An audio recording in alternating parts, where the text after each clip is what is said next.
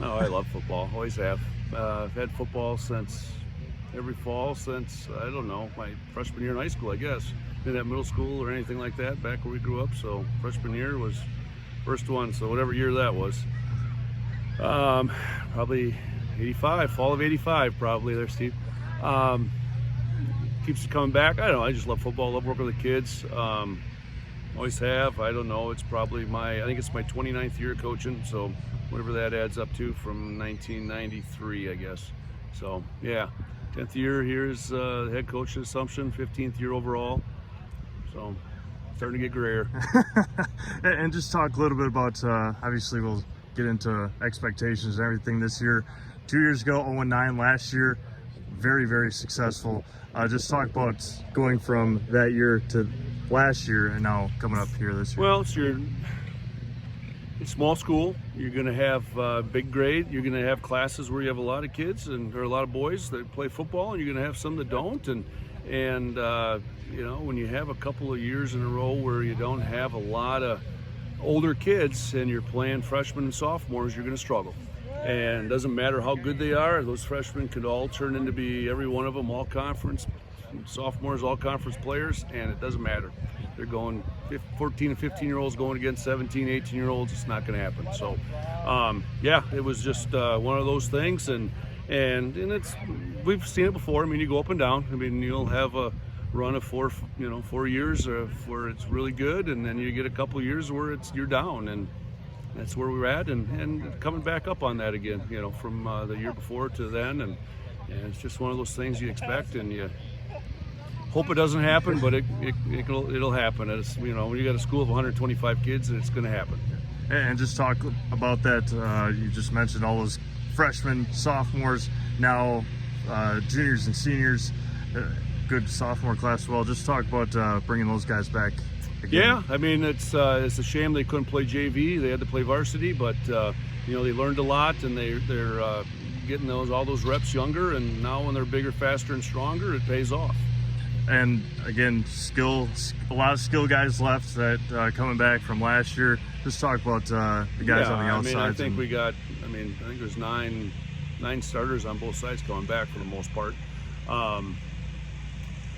Yeah, I mean, all the skilled guys are back. We're replacing some linemen, offensive linemen, defensive linemen, but otherwise, defensive backfield, offensive backfield is all intact there. Linebackers as well. So that feels good. It's easier to coach because there's kids that have a lot of experience and remember things, and we're fortunate we have pretty smart kids here, but so some of them aren't so smart, but most of them are pretty dang smart when they want to be, I should say. And just talk about the senior class, having those guys leading your team this year. Yeah, Alec and Kemp and Reed, great kids I've known since, Alec's my own son, obviously, and then Reed and I've known Reed for even long. I mean, not longer than Alec, but since they were kindergartners or whatever, and Kemp as well too, coaching them basketball and baseball or whatever, and football stuff growing up, and known them a long time. So yeah, special kids, and enjoy them a lot. And just talk about the rotation. Saw, especially in that scrimmage, getting guys in and out and putting them in different places. That's what the scrimmage is for, obviously. Yeah. Getting guys different places. Just talk about that a little bit. Yeah, well, we don't have a lot of kids to switch right now.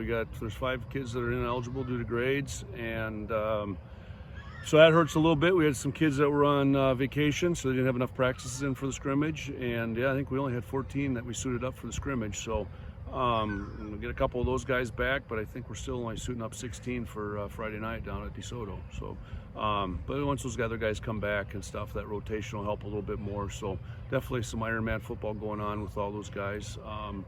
Switching in, and a couple of them are younger, so it's tough to plop them in. I'm not going to put them in a position where they're not going to be able to succeed or not get hurt, obviously. So, and just talk about that. You said it just a few minutes before the interview. Successful last Friday in Randolph. Yeah, down in Randolph there, we scrimmaged Omro and Waterloo, and a couple D5 programs, and I mean, we didn't have any turnovers on offense. We got a couple takeaways on defense, and nobody got hurt, so it was a good day. I thought overall we learned some things, we saw some things, we saw some good things out of kids that we didn't know. Some of the kids we didn't know we'd get out of them, so that was really nice to see. And just not a lot of mental errors. So I mean, I was real proud of the guys on how they performed and how they played.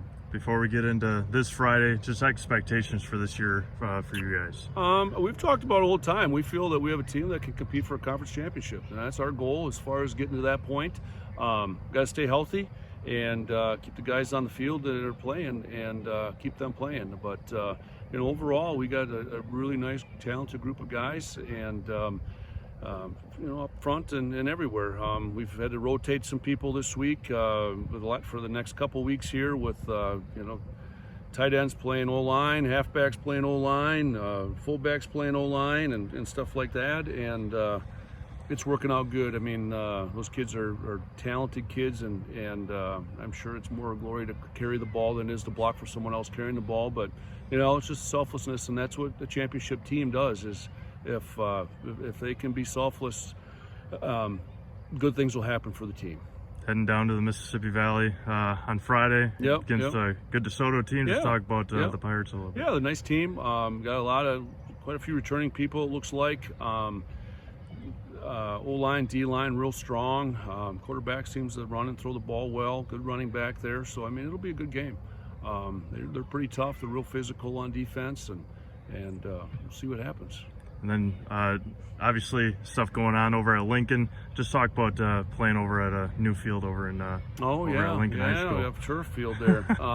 Personally, I love the grass. I thought that was fantastic. That was the best grass field in the state, but it is what it is. I can play a couple games there a day. So, we haven't had the kid. We got to talk to Coach Biolo and Mr. Fight, the AD over there, about getting over next week to do practice over there. So it's a little bit of a home field advantage for us yet until we get used to it. But we'll get a practice or two over there and let the kids acclimate to that.